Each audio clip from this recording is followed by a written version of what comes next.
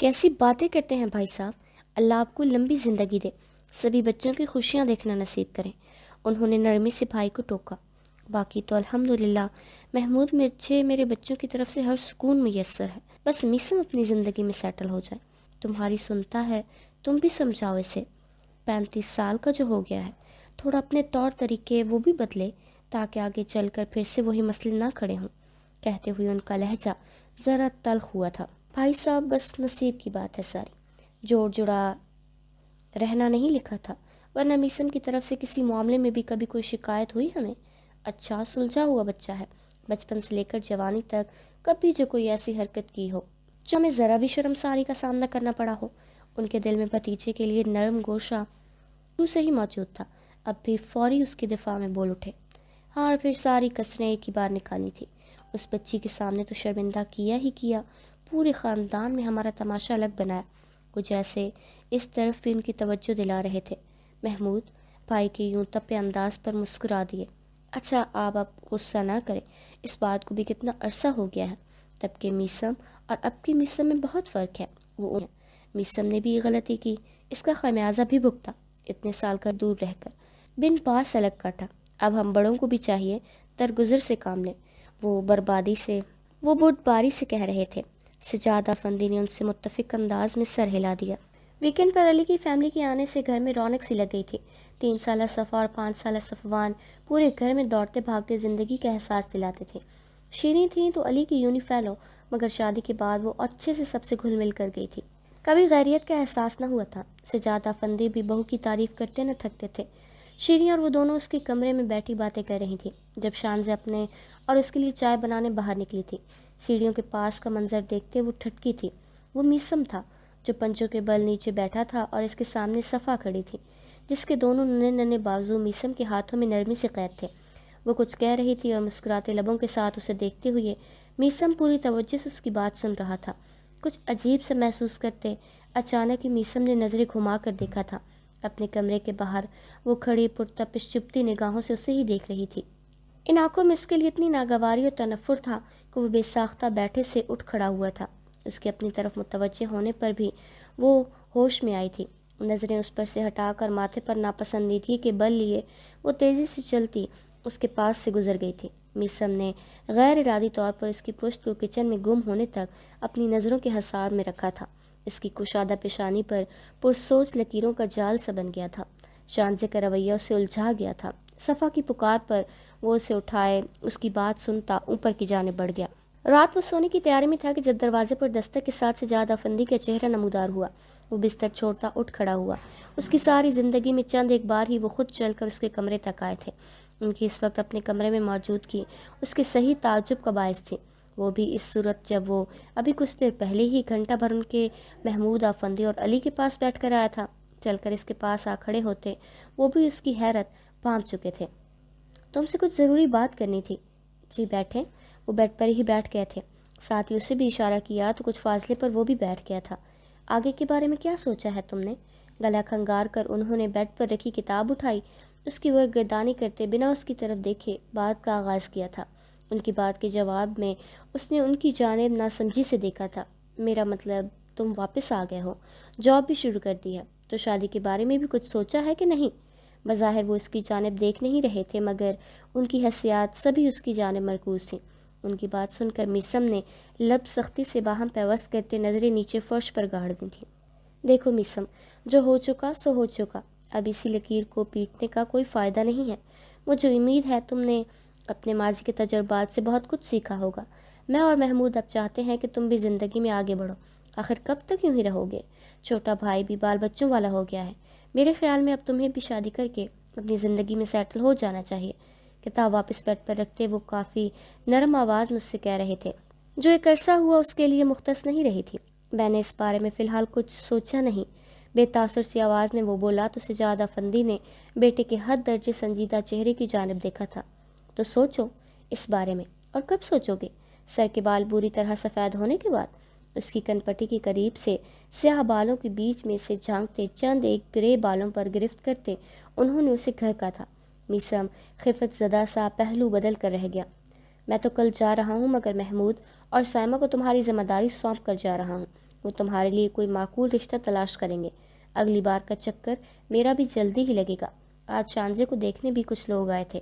لڑکا انگلینڈ ہوتا ہے، اگلے ماہ وہ واپس آئے گا تو دیکھ بھال کر ہی بات آگے بڑھائیں گے۔ تب تک میں نے محمود کی ڈیوٹی لگائی ہے کہ وہ تمہارے لیے بھی کوئی اچھا سا رشتہ دیکھ لے، اس لیے تم بھی خود کو ذہنی طور پر تیار رکھو، اور میں امید کرتا ہوں کہ اپنی سابقہ غلطیوں سے تم نے بہت کچھ سیکھا ہوگا اور اس بار تم انہیں نہیں دہراؤ گے۔ کہتے ہوئے آخر میں ان کا لب و لہجہ ہلکی سی تلخی کی نظر ہو گیا تھا۔ اٹھ کر کھڑے ہوتے ہاتھ پیچھے باندھ کر انہوں نے پہلو میں اٹھ کھڑے ہوئے بیٹے کو ایک نظر دیکھا تھا۔ میری بات سمجھ تو آ گئی ہوگی؟ میسم نے صرف ایک لمحے کے لیے ان کا چہرہ دیکھا تھا، پھر نگاہ چراتے سر ہلا دیا۔ سجادہ فندی کے چہرے پر تناؤ کی کیفیت زائل ہوئی تھی۔ ہاتھ بڑھا کر بیٹے کا کندھا تھپکا تھا۔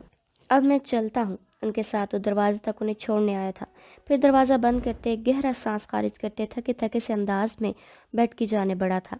سائڈ لیمپ کی تیز روشنی کم کرتے کتاب اٹھا کر سائڈ ٹیبل پر رکھی تھی اور خود بیڈ پر دراز ہوا تھا۔ اتنے سالوں بعد ایک بار پھر سے شادی کا موضوع چھڑک چکا تھا، جس کے بارے میں اس نے عرصہ ہوا سوچنا تک گوارا نہیں کیا تھا۔ فریحہ سے شادی ٹوٹنے کے بعد امریکہ چلے جانے کے باوجود اسے 2 سال لگے تھے اسے ذہنی انتشار میں سے باہر نکلنے میں۔ پھر امی کی اچانک موت نے اسے اور بھی زیادہ ذہنی اور جذباتی توڑ پھوڑ کا شکار کیا تھا۔ ایسے میں اس کی کولیگ روز کی اس میں حد درجے بڑھتی دلچسپی اور جذباتی سہارے نے اس سے ایک اور فاش غلطی کروائی تھی۔ روز کا پرپوزل بنا سوچے سمجھے اس نے آنن فانن قبول کر لیا تھا۔ گھر میں سب اس کی لا تعلقی فریحہ سے طلاق کے بعد سے ہنوز قائم تھی۔ اس کی دوسری شادی پر جیسے سب نے اس کو اس کے حال پر چھوڑ دیا تھا۔ ایک محمود آفندی تھے جنہوں نے خوشی کا اظہار کرتے اس کے لیے نیک خواہشات کا اظہار کیا تھا، مگر صرف 6 ماہ کے عرصے میں ہی اس کی شادی کا انجام بھی طلاق کی صورت میں سامنے آیا۔ جس کے بعد 7 سال ہونے کو آئے تھے اس نے کبھی شادی کرنے کے بارے میں سوچا تک نہیں تھا۔ مدھم روشنی میں چھت کو تکتے ہوئے نیند اب ان آنکھوں سے کوسوں دور پر تھی۔ دن کا وقت تھا، وہ ابھی ابھی ظہر کی نماز کے بعد سونے کے لیے لیٹی تھی کہ جب سائمہ نے اس کے کمرے میں جھانکا تھا۔ شانزے بیٹا، وہیں دروازے سے ہی دی جانے والی پکار پر اس نے سر اٹھا کر ان کی جانب دیکھا تھا۔ جی ماما، بیٹا میں نماز پڑھنے لگی ہوں، تم ذرا جا کر میسم کا روم صاف کرو، 2 دن ہو گئے ہیں تمہیں کہتے ہوئے مگر مجال ہے جو تم نے عمل کیا ہو۔ بیٹا میں نماز پڑھنے لگی ہوں، تم ذرا جا کر میسم کا روم صاف کرو، 2 دن ہو گئے ہیں تمہیں کہتے ہوئے مگر مجال ہے جو تم نے عمل کیا ہو۔ ویسے تو پورا گھر بنا کہے صاف کر دیتی ہو، ایک اس کمرے میں بھی جھانک لیا کرو بیٹا۔ خلاف معمول سے جھڑکنے کی بجائے وہ نرمی سے سمجھا رہی تھی۔ آگے سے بحث کرنا اس سے بھی مناسب نہیں لگا تھا۔ بدلی سے اٹھتے اس نے دوپٹہ لیا تھا۔ اچھا میں جا رہی ہوں ماما، آپ نماز پڑھیں۔ ماں صدقے میری پیاری بیٹی۔ وہیں سے صدقے واری ہوتے وہ مڑیں تو ان کی اس عجلت بھرے محبت کے مظاہرے پر مسکراتے ہوئے جوتوں میں پاؤں گھسیڑ کر وہ ان کے پیچھے پیچھے ہی کمرے سے نکل آئی تھی۔ سائمہ اپنے کمرے کی جانب بڑھیں تو وہ سیڑھیاں چڑھ کر اوپر آ گئی تھی۔ چہرے پر آئی چند بالوں کی لیٹوں کو انگلی کی مدد سے کانوں کے پیچھے اڑستے دروازہ دھکیل کر وہ اندر داخل ہوئی تھی، اور اس کا پارا سیکنڈوں میں ہائی ہوا تھا۔ کمرے کی حالت واقعی ہی ابتر ہو رہی تھی۔ بستر پر سے کمبل تک تہہ کرنے کی زحمت گوارا نہیں کی گئی تھی۔ تولیہ استعمال کر کے یوں ہی بیڈ پر پھینک دیا گیا تھا۔ اس کے اتارے ہوئے کپڑے صوفے پر لڑک رہے تھے۔ غصے سے لال پیلی ہوتی ایک جھٹکے سے وہ آگے بڑھی تو کمر پر جھولتی چوٹی بھی بل کھا کر رہ گئی تھی۔ سب سے پہلے تو تولیہ اٹھایا تھا جو ابھی بھی گیلا معلوم ہوتا تھا۔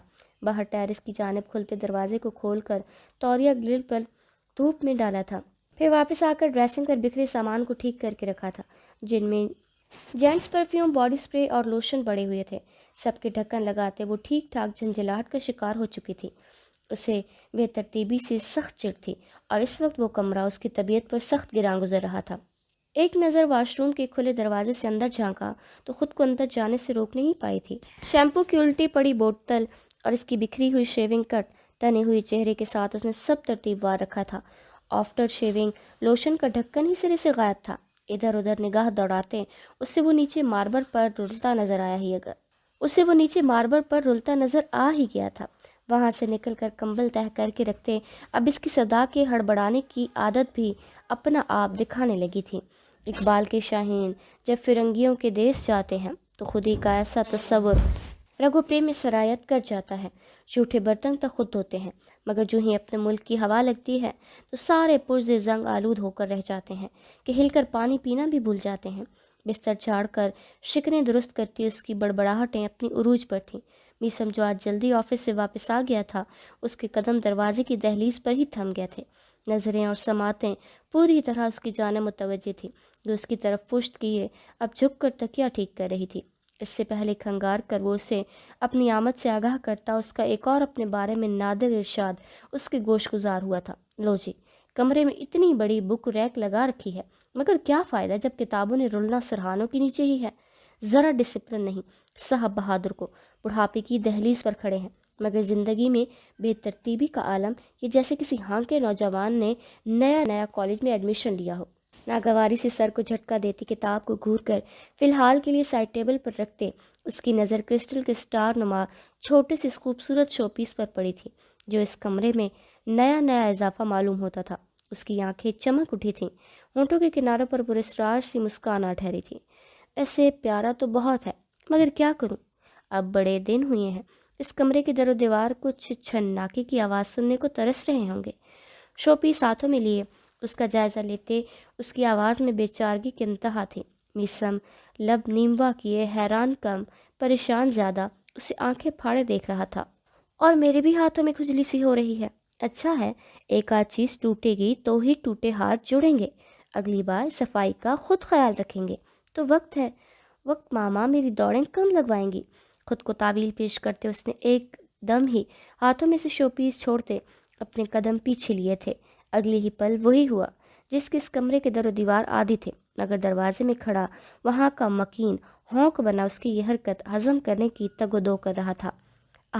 چس آ گئی قسم سے، دونوں بازو پھیلائے ٹھنڈی ٹھار پرسکون آواز میں کہتی، جیسے ہی وہ گھومی تھی نظر اس کی جانب اٹھی تھی، اور اگلے ہی پل اس کا سارا سکون اسی دروازے سے رخصت ہو چکا تھا، جہاں وہ بت بنا بڑے سکون سے دونوں ہاتھ پینٹ کی جیبوں میں اڑ سے کھڑا تھا۔ کوئی رنگت کے ساتھ اب وہ اسے اپنی جانب بڑھتا دیکھ رہی تھی، جو بالکل نارمل تاثرات چہرے پر سجائے اس کے بالکل سامنے آن کھڑا ہوا۔ کانچ کے کئی چھوٹے چھوٹے ٹکڑے اس کے بھاری بوٹوں کے نیچے چر مر ہو کر رہ گئے تھے۔ شرمندگی اور پکڑے جانے کے خوف سے وہ پلکیں چھپکنا تک بھول گئی تھی۔ بے یقینی سے اس کا چہرہ پوری طرح کھلی آنکھوں سے دیکھ رہی تھی، جو اب ارد گرد نظر دوڑا رہا تھا۔ پھر 2 قدم پیچھے جا کر بک ریک پر سجے اس آخری شو پیس کو اٹھا کر اس کے سامنے واپس آ کھڑا ہوا۔ ہاتھ اس کے سامنے کیے وہ آبرو اچکا کر اس کی توجہ ہاتھ میں پکڑے شو پیس کی جانب دلا رہا تھا۔ یہ آخری پیس بچا ہے، ایسا کرو ایک ہی بار اسے بھی توڑ کر خلاصی کرتی جاؤ، روز روز تمہیں بلا وجہ زحمت ہوتی ہوگی نہیں؟ اپنے مخصوص ٹھہر ٹھہر کر بولتے لہجے میں وہ پرسکون سا کہہ رہا تھا، اور شانزے کا جی چاہا تھا اس وقت زمین پھٹے اور وہ اس میں سما جائے۔ بلا شبہ یہ اس کی زندگی کے چند گنے چنے موسٹ امبیرسنگ مومنٹس میں سے ایک تھا۔ آنکھیں میچ کر کھولے نظریں آپ ہی آپ جھک گئی تھیں۔ لو توڑو اب۔ کچھ دیر اسے خشمگی نظروں سے گھور کر اس کے پہلو میں گرے ہاتھ کو اپنے ہاتھ میں لیتے وہ اس بار قدرے سخت لہجے میں بولتا، زہردستی وہ شو پیس اسے تھما رہا تھا، جب یک لخت آنکھوں میں اکٹھی ہوئی نمی کے ساتھ اس سے سر کو پوری قوت صرف کر کے دائیں بائیں جنبش دی تھی۔ ایسا کرنے سے اس کی آنکھ سے ایک قطرہ نکل کر گال پر بہہ نکلا تھا، اور میسن کے ہاتھوں کی حرکت وہیں جامد ہوئی تھی۔ الفاظ کھو گئے تھے، سارا غصہ جاگ کی طرح بیٹھتا چلا گیا۔ عجیب دھوپ چھاؤں سا منظر تھا۔ ابھی کچھ لمحے قبل تو کس بے خوفی و بے فکری سے ساری دنیا کو جوتے کی نوک پر رکھے وہ خود ہی میں مگن مست و مسرور تھی، اور اب سرخ پڑتے چہرے کے ساتھ لب کاٹتی روتی ہوئی وہ کوئی اور ہی شانزے لگتی تھی۔ کوئی چہرہ اتنا کتابی کیسے ہو سکتا ہے، حال دل کا آئینہ دار، لمحوں میں کہیں رنگ تبدیل کرنے والا۔ اس کی اپنی کلائی پر گرفت ڈھیلی محسوس کرتے اس نے ایک جھٹکے سے خود کو چھڑایا تھا اور دروازے کی جانب دوڑ لگائی تھی۔ میسم عباس کسی خواب کسی کیفیت سے بیدار ہوا۔ شانزے، یہ کانچ کون صاف کرے گا؟ اس سے زیادہ اپنی کیفیت پر جھنجھلاہٹ کا شکار ہوتے وہ بنا اس کی طرف مڑے غرایا تھا۔ دروازے کے بیچ رکتے اس نے مڑ کر اس کی پشت کو گھورا تھا۔ خود کر لیں، نوکر نہیں لگی آپ کی، تڑخ کر کہتی وہ اسے ٹھیک سے حیران ہونے کا موقع دیے بغیر ہی یہ جا وہ جا ہو چکی تھی۔ پیچھے وہ اس کے اتنی جلدی رنگ بدلنے پر اس بار بے چتاب کھا کر رہ گیا تھا۔ وہ ابھی کچن سے باہر نکل کر لاؤنج میں محمود آفندی کے پاس آ کر بیٹھی تھی، جنہوں نے ٹی وی سے نگاہ ہٹا کر بڑی چاہ سے بیٹی کی شانوں پر اپنا بازو دراز کیا تھا، جب ساتھ ہی کچن میں سے سائمہ کی آواز بھی سنائی دی تھی۔ شانزے، سلاد بنا لیا کیا؟ بدمزہ ہوتے شکایتی انداز میں محمود صاحب کو دیکھتے اس نے بھی وہیں سے ہانک لگائی تھی۔ بنا لوں گی ماما، ابھی تو باہر آئی ہوں، 2 گھڑی سانس تو لینے دے۔ ابھی اس کی بات مکمل نہیں ہوئی تھی کہ جب وہ خود بھی کچن سے نکل کر اس کے سر پر پہنچ چکی تھیں۔ اچھا، تو کچن میں کون سا میں نے تمہاری گردن پر ہاتھ رکھا ہوا ہے جو وہاں سانس لینا دشوار ہو رہا ہے تمہارا؟ خشمگین نظروں سے اسے گھورا تھا، جو اب روحان سی شکل بنائے باپ کو دیکھ رہی تھی۔ اٹھو، ابھی کے ابھی بناؤ، پھر تمہیں یاد نہیں رہے گا، کچن کی طرف اشارہ کرتے وہ دو ٹوک انداز میں کہہ رہی تھیں۔ بس کر دو بیگم، میری معصوم بچی پر اتنا ظلم بھی مت ڈھاؤ، گھر کے کام کرا کرا کے کتنا کمزور کر دیا ہے تم نے اسے۔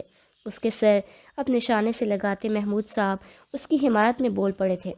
شانزی کو بھی ذرا ڈھارس ہوئی۔ محمود صاحب، بھلا یہ کیا بات ہوئی؟ میری بھی بیٹی ہے، میں کیوں خدا نخواستہ ظلم کرنے لگی اس پر؟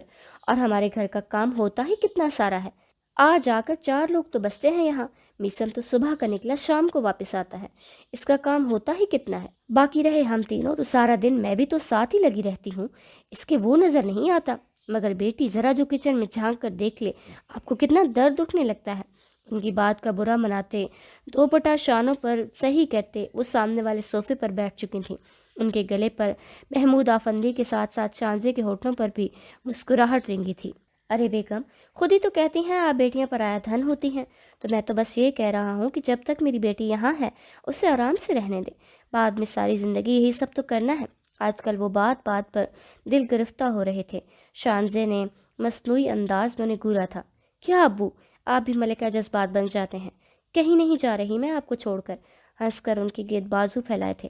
کیا بولے جا رہی ہو بی بی، شپ شپ بولا کرو، کہیں نہیں جا رہی کی کچھ لگتی، سبرینا بھی تو اپنے گھر گئی ہے نا، اللہ خیر سے تمہارے لیے بھی ہمیں وہ دن دکھائے، سائمہ نے ٹوکا تھا۔ شانزے نے منہ بنا کر انہیں دیکھا۔ بس آپ کے بس میں ہونا ماما، تو آج ہی میرا بوریا بسترا گول کر کے مجھے چلتا کرے، تنگ کر گئی۔ تنک کر کہا گیا تھا، مگر دوسری طرف اثر کسے تھا؟ بالکل ایسا ہی ہے۔ اب اٹھ کر شراوت سے سلاد بنا لو، مغرب میں بس کچھ ہی وقت باقی ہے، میسم بھی آتا ہوگا۔ اٹھ کر وہ کچن میں چلی گئی تھی۔ دیکھا ابو، آپ نے ماما مجھ سے کتنا تنگ ہوئی ہیں۔ ٹھٹائی سے ہنستے ہوئے وہ انہیں بھی ہنسنے پر مجبور کر گئی تھی۔ ہر ماں کا ارمان ہوتا ہے بیٹی خوشی خوشی وقت کے ساتھ اپنے گھر کی ہو جائے۔ ان کے جاتے ہی ان کی حمایت سائمہ کی طرف ہو گئی تھی۔ شانزی کی ہنسی بے ساختہ تھی۔ آپ بھی اب ماما کے ہم نوا ہو گئے، کیا کریں بھائی، رسم دنیا ہے، ہم بھی تو تمہاری ماما کو ان کی اماں ابا سے چرا کر لے آئے تھے۔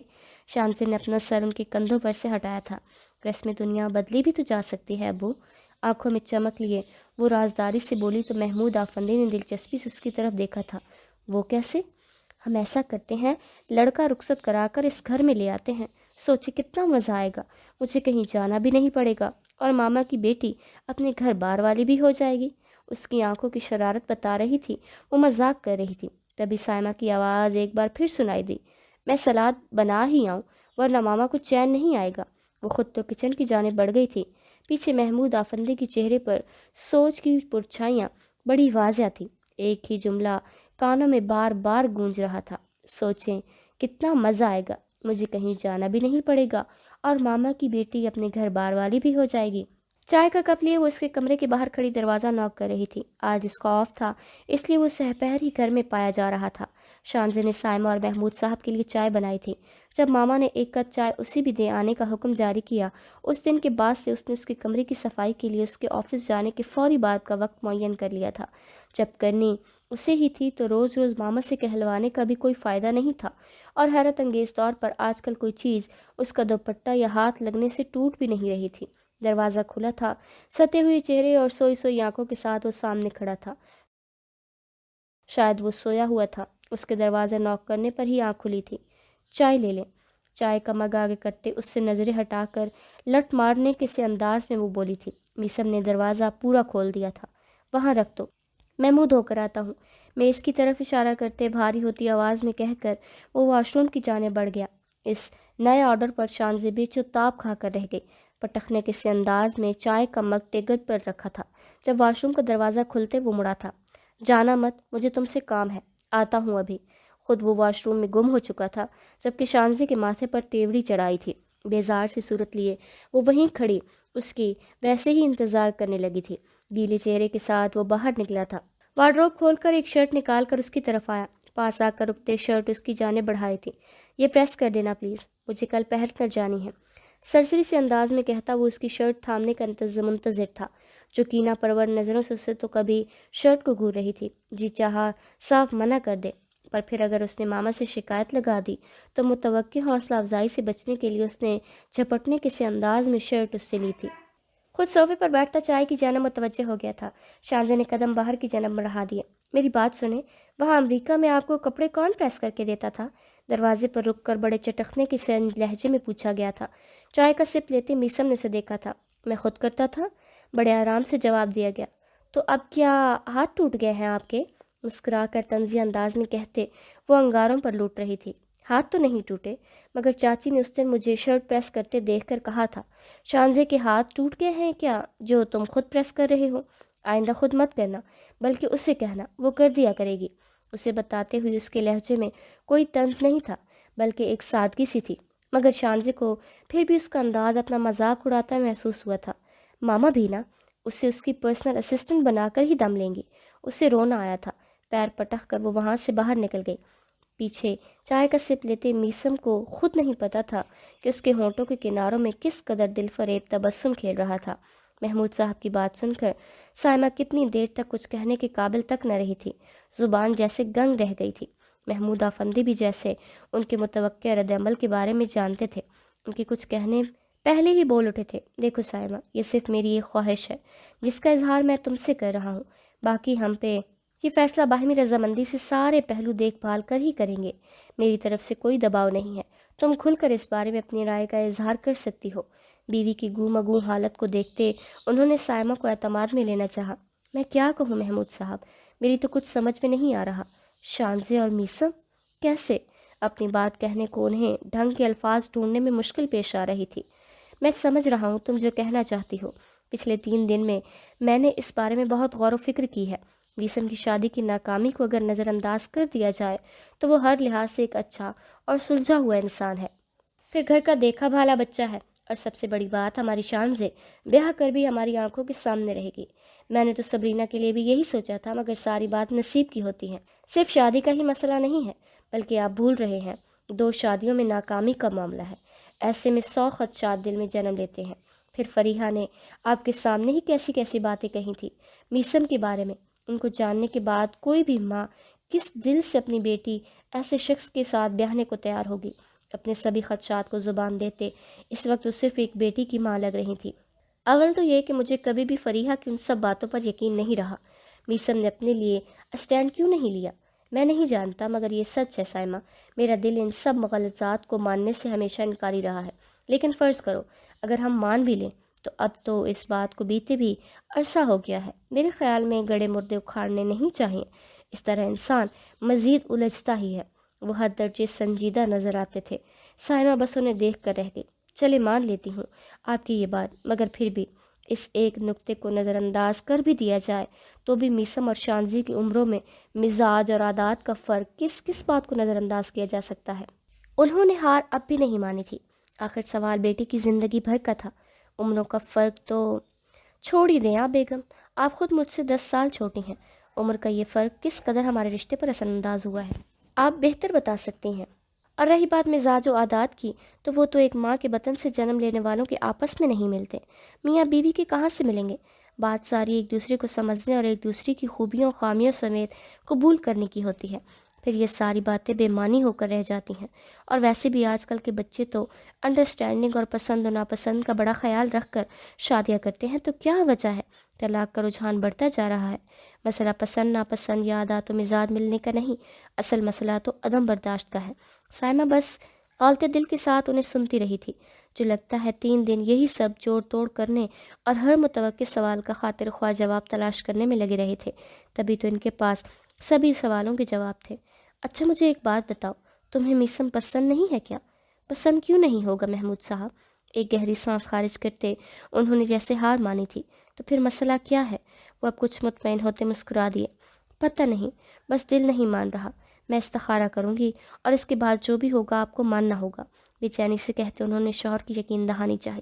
لو بیگم، یہ تو بہترین حل تلاشا ہے آپ نے، اس سے بہتر حل بھلا کیا ہو سکتا ہے؟ بلکہ بالکل مانیں گے، کیوں نہیں مانیں گے؟ بس اللہ کی طرف سے منظوری ہونی چاہیے، ہلکے پھلکے انداز میں کہتے وہ ہنس دیے تھے۔ سر ہلا کر سائمہ ان کے پاس سے اٹھ گئی تھی۔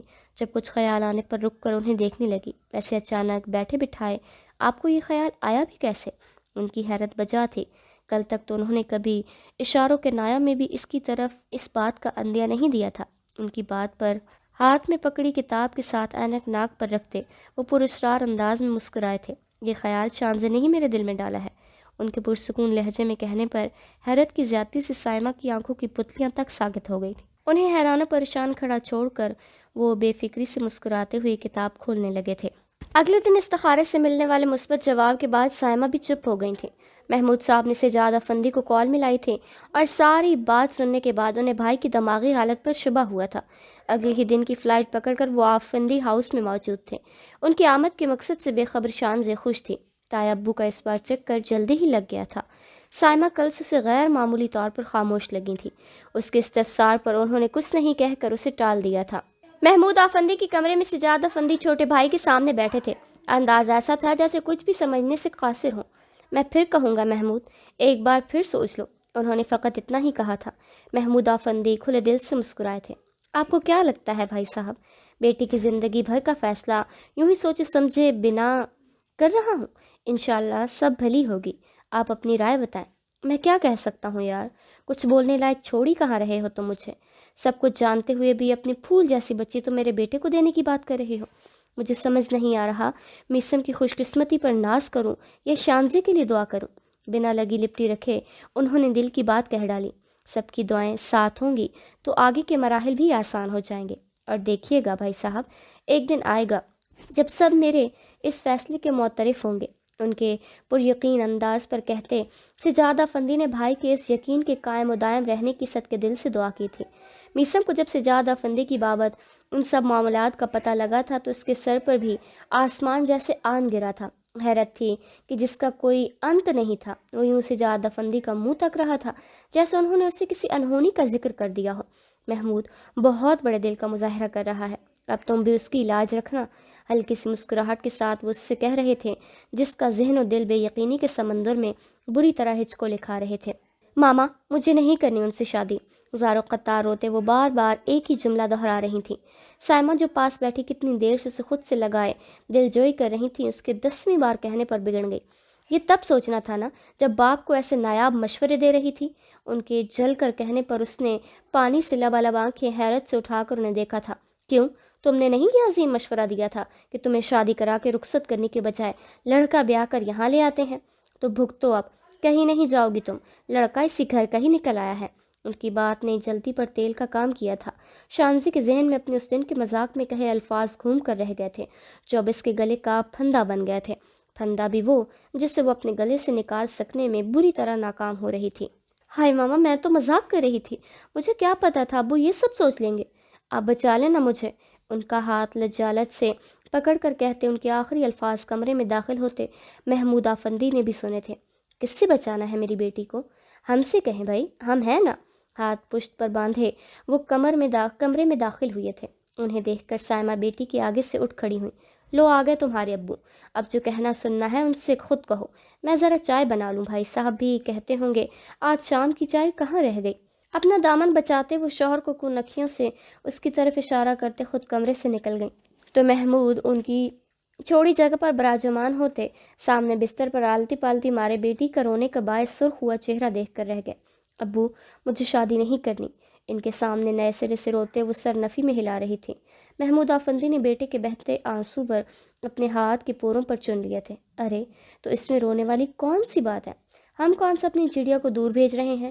یہی تو رہو گی تم ہمارے سامنے، اور وہ بھی ہمیشہ۔ ان کے بہلانے کے سے انداز پر اس کا سر اور بھی شدت سے نفی میں حرکت کرنے لگا تھا۔ مجھے یہاں رہنا ہی نہیں ہے، مجھے ان سے شادی نہیں کرنی نا ابو پلیز۔ وہ صاف مکر گئی تھی۔ محمود صاحب سنجیدہ ہوئے تھے۔ یاد ہے شانزے، آج سے 1-1.5 سال پہلے میں نے تم سے پوچھا تھا شادی کے بارے میں تب تم نے کہا تھا ابو جہاں آپ کہیں گے میں وہیں شادی کروں گی۔ وہ اسے یاد دلا رہے تھے۔ شانزے کے اپنے الفاظ آج بری طرح اس کے گلے میں اٹک رہے تھے۔ وہ تو میں اب بھی کہہ رہی ہوں ابو، جہاں آپ کہیں گے وہیں کر لوں گی، مگر یہاں نہیں کروں گی۔ دونوں ہاتھوں سے چہرہ صاف کرتے وہ تیزی سے بول رہی تھی۔ تو پھر یہاں کیوں نہیں بیٹا؟ یہاں بھی تو میں ہی کہہ رہا ہوں۔ وہ اسے متانت سے دیکھ رہے تھے اور شانزے کو اپنا آپ کسی گہری کھائی میں گرتا محسوس ہو رہا تھا۔ پتہ ہے شانزے، جب سبرینا کے لیے بھائی صاحب نے میسن کی بات کی تھی تو میں بہت خوش ہوا تھا۔ میسن مجھے ہمیشہ سے بہت عزیز رہا ہے۔ میں خوش تھا کہ میری بیٹی بیاہ کر بھی میری ہی آنکھوں کے سامنے رہے گی، مگر اس نے انکار کر دیا۔ ہاں مجھے دکھ ہوا تھا، مگر وہ میری بیٹی تھی، اس کی خوشی میرے لیے اپنی خوشی سے زیادہ اہم تھی، جو کہ میسن کے ساتھ نہیں تھی۔ مجھے اس انکار نے بہت تکلیف دی تھی، مگر بیٹی کی خوشی کے آگے وہ تکلیف کچھ بھی نہیں تھی۔ ماں باپ اولاد کی خوشی کے لیے اپنا دل مار لیتے ہیں بیٹا۔ اب اگر تم انکار کرو گی تو بھی مجھے دکھ ضرور ہوگا، مگر آخری فیصلہ صرف اور صرف تمہارا ہی ہوگا۔ میں تمہاری خوشی کو مقدم رکھوں گا بیٹے، اس لیے رونا بند کرو اور آج رات سکون سے سوچو۔ مجھے یقین ہے میری بیٹی بہتر فیصلہ کرے گی۔ اس کا سر پیار سے تھبکتے ہوئے وہ بال اس کے کوٹ میں ڈال کر خود اٹھ کھڑے ہوئے تھے۔ ان کے جانے کے بعد بھی وہ یوں ہی بیٹھی رہی۔ رونے کی شدت میں کمی آ گئی تھی۔ معاف ہوتے دماغ کے ساتھ کچھ بھی سوچنے سمجھنے کی صلاحیت اس وقت وہ کھو چکی تھی۔ تکیے پر سر رکھتے وہ لیٹ گئی تھی۔ محمود آفندی کی باتیں سوچ اسے نئے سرے سے رونا آ رہا تھا۔ میسم صبح جاکنگ سے واپس آیا تھا تو محمود آفندی اسے لان میں ہی نظر آ گئے تھے۔ اندر جانے کی بجائے وہ ان کے پاس ہی چلا آیا تھا۔ وہ اسے اپنی جانب بڑھتا دیکھ خوش دلی سے مسکرائے تھے۔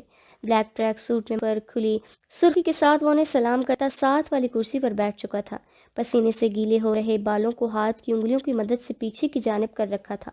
چہرے پر بڑے سنجیدے سے تاثرات سجے تھے۔ کچھ کہنا چاہتے ہو؟ اسے تذبذب کا شکار دیکھ کر انہیں کہنا پڑا۔ میسم نے لب کاٹتے ہاتھوں کو باہم پیوست کیا تھا، پھر ذرا آگے کو جھک کر بیٹھا تھا۔ ابو رات کو کچھ بات کر رہے تھے۔ اپنے منہ سے کہنا اسے آکورڈ لگ رہا تھا، مگر اس کے سوا کوئی چارہ نہیں تھا۔ محمود صاحب نے سر اس بات میں ہلا کر جیسے اس سے بات جاری رکھنے کو کہا تھا۔ چاچو آپ کو لگتا ہے یہ صحیح ہوگا شانزے کے ساتھ؟ کچھ ہچکچا کر اس نے بول ہی دیا تھا۔ کل رات سے وہ اس بارے میں ہی سوچ رہا تھا، وہ خود کیا چاہتا تھا کیا نہیں، اس جانب خیال ایک بار بھی نہیں گیا تھا۔ تم اپنی بات کرو میسم، تمہارے خیال میں کیا تمہارے ساتھ صحیح ہو رہا ہے؟ ان کے یوں براہ راست پوچھنے پر وہ گڑبڑایا تھا، ہاتھ بے اختیار ماتھے کو چھو گیا تھا۔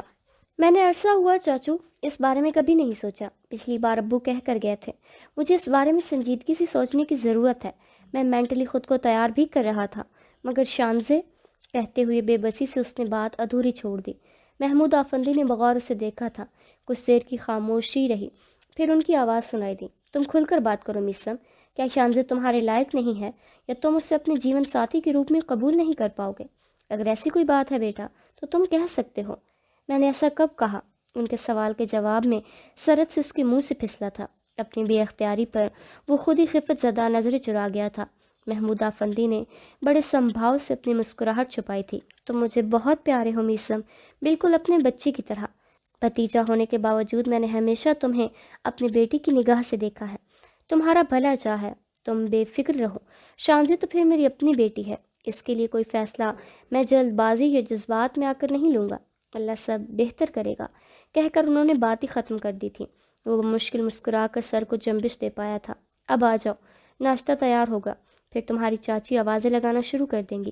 اپنی کرسی چھوڑتے اس کے پاس رک کر اس کا کندھا تھپ تھپاتے وہ اندر کی جانب بڑھ گئے تو وہ بھی ان کی معیت میں اٹھ کر پیچھے چل دیا تھا۔ وہ آفس کے لیے نکل رہا تھا کہ جب مین گیٹ سے سبرینا اندر داخل ہوئی تھی۔ گاڑی ان لاک کرتے اس نے ایک نظر بس اسے دیکھا تھا، پھر کار نکالنے کے لیے گیٹ کھولنے آگے بڑھا تھا جب سبرینا اس کے پاس سے گزرتے ہوئے رکی تھی۔ بات سنو، وہ اس سے 4 سال بڑا تھا، مگر آپ جناب جیسے تکلفات میں وہ کبھی نہیں پڑی تھی۔ بحالت مجبوری وہ رک کر اس کی طرف دیکھنے لگا تھا۔ ابو کو کیا پڑھیاں پڑھائی ہیں تم نے؟ تنے ہوئے چہرے کے ساتھ وہ نخوت سے بولی تھی۔ Excuse me? میسم کی نظروں میں واضح ناگواری در آئی تھی۔ سب جانتی ہوں میں، زیادہ معصوم مت بنو۔ ابو کے سامنے جو تم بہت ہی فرمانبرداری اور شرافت کا ڈرامہ کرتے ہو، یہ چالیں وہاں تک ہی کامیاب ہیں۔ میں تمہاری اصلیت پہلے بھی جانتی تھی اور اب بھی تم سے اچھے سے واقف ہوں۔ وہ فنکاری تھیں۔ میسم صبح صبح کی اس بحث سے جی بھر کے بیزار ہوا تھا۔ تو کس نے روکا ہے؟ جا کر باقی سب کو بھی بتا دو۔ کوفت زدہ سا کہتا وہ جان چھڑانے کے سے انداز میں کہہ رہا تھا۔ بتاؤں گی اور بہت اچھے سے بتاؤں گی، اور یہ جو تم میری معصوم بہن کی زندگی برباد کرنے کے خواب دیکھ رہے ہو نا، خواب ہی رہیں گے یہ، دیکھ لینا تم۔ سرخ پڑتے چہرے کے ساتھ وہ اسے انگلی اٹھا کر چیلنج کر رہی تھی۔ میسم نے سر جھٹک کر تمسخر آمیز انداز میں مسکرا کر اسے دیکھا تھا، پھر کمال فرمانبرداری سے سر کو ہاں میں ہلایا تھا۔ دیکھ لیں گے، اب میں جاؤں؟ آبرو چکا کر کہتا وہ اسے ہمیشہ سے زیادہ زہر لگا تھا۔ ہمارے ایسے نصیب کہاں جو تم چلے جاؤ، تم تو گئے ہوئے واپس آ کر ہمارے سروں پر مسلط ہو گئے، مگر اگر یہ تسلط میری بہن کی زندگی پر جمانے کی کوشش کی تو میں تمہاری اینٹ سے اینٹ بجا دوں گی۔ اس کا حقارت بھرا لہجہ اب میسم کے ماتھے پر بھی تیوری کا باعث بننے لگا۔ ایک سرد کاٹدار نگاہ اس پر ڈال کر اس نے اپنے ہاتھ پینٹ کی جیبوں سے باہر نکالے۔ تو پھر بہتر ہوگا سبرینا محمود، تم اپنی اینٹیں اکٹھی کرنا شروع کر دو، ٹھنڈے ٹھار انداز میں کہتا وہ اس کے پاس سے گزر کر تیزی سے آگے بڑھ گیا تھا۔ پیچھے وہ اس کی پشت کو گھورتی شدید اشتعال میں اندر کی جانب بڑھی تھی۔ لاؤنج میں ہی محمود صاحب بیٹھے مل گئے تھے۔ بیٹی کے تیور دیکھ کر صورتحال بھانپتے مسکرا کر اس کا خیر مقدم کرنے اٹھ کھڑے ہوئے۔ سائمہ اس خبر پر اس متوقع رد عمل کے بارے میں پہلے ہی اپنے خدشات کا اظہار کر چکی تھی، اور ایسے ہی کچھ تحفظات انہیں خود بھی لاحق تھے۔ آؤ بیٹا، کیسی ہو؟ اس کے قریب آنے پر اس کے پھولے چہرے کے برعکس وہ بڑے نارمل سے انداز میں اس کا سر سینے سے لگا کر بوسہ لیتے پوچھ رہے تھے۔ ٹھیک ہوں میں۔ الفاظ کے برعکس وہ ٹھیک تو کسی صورت نہیں لگ رہی تھی۔ میں شانزے کو دیکھتی ہوں، نروٹھے لہجے میں کہتی وہ آگے بڑھنے کو تھی کہ جب انہوں نے اسے پکارا۔ سبرینا، کوئی مسئلہ ہے بیٹا؟ اپنے کمرے سے نکلتی سائمہ بھی ان کی طرف بڑھ آئی تھی۔ ابو، آپ ایسا کیسے کر سکتے ہیں؟ بے یقینی سے انہیں دیکھتے اس سے شکایت کی تھی۔ میں اس کا باپ ہوں، میں ہی تو ایسا کر سکتا ہوں۔ اس کی طرف مڑے انہوں نے انتہائی سنجیدگی سے کہا تھا۔ باپ ہے، مگر لیکن آپ اس کے ساتھ زیادتی کر رہے ہیں، ایک ایسا شخص جو کسی صورت میری بہن کے قابل نہیں۔ سبرینا، اس کی بات پوری ہونے سے پہلے ہی وہ اسے سخت آواز میں ٹوک گئے تھے۔ میں اس کا باپ ہوں، اور ابھی میں زندہ ہوں۔ کون اس کے قابل ہے کون نہیں، یہ فیصلہ میں خود کروں گا۔ تم نے اپنی زندگی کا فیصلہ خود کیا تھا، میں نے پوری خوشی سے تمہارا ساتھ دیا۔ اب شانزے کے معاملے سے تم خود کو دور رکھو بیٹا۔ ان کے تنبیہی انداز پر وہ بھونچا کر انہیں دیکھ رہی تھی۔ محمود افندی نے اپنی بیٹیوں سے تمام عمر اس انداز میں بات نہیں کی تھی۔ سائمہ بھی پریشان حال سی پاس کھڑی کبھی شوہر کا حد درجہ سنجیدہ چہرہ تو کبھی بیٹی کا غصے سے سرخ پڑتا رنگ دیکھ رہی تھی۔ میں کیوں دور رکھوں خود کو ابو؟ وہ میری بہن ہے، کوئی بے زبان جانور نہیں جسے آپ بھتیجے کی محبت میں قربان کر رہے ہیں۔ وہ بھی صدا کی منہ پھٹ تھی، اب بھی سارے لحاظ بالائے طاق رکھتے ہوئے اونچی آواز میں بولی تھی۔ محمود افندی نے ناپسندیدگی سے اسے دیکھا تھا۔ آواز نیچی رکھو، بھائی صاحب اوپر اپنے کمرے میں ہیں۔ دبی ہوئی آواز میں درستگی سے اسے باور کروایا تھا۔ ان کے بولنے کے شور سے شانزی بھی اپنے کمرے سے نکل آئی تھی، اور اب ناسمجھی بھری نظروں سے ان دونوں کو دیکھ رہی تھی جو آمنے سامنے خطرناک تیور لیے کھڑے تھے۔ اچھا ہے، سن لیں تایا ابو، انہیں بھی احساس ہو یہ کس قدر ہے بے جوڑ رشتے بنائے جا رہے ہیں اس گھر میں۔ اپنی کوئی بیٹی تو ہے نہیں جو دوسروں کی بیٹیوں کی زندگی برباد کرتے، انہیں کوئی احساس ہو۔ سینے پر ہاتھ باندھتے وہ بے خوفی سے کہہ رہی تھی۔ سائمہ تیزی سے اس کی جانب بڑھی تھی، جس کی کڑوی زبان انہیں اکثر شرمسار کر دیا کرتی تھی۔ محمود صاحب قہر آلود نظروں سے اسے گھور کر رہ گئے تھے۔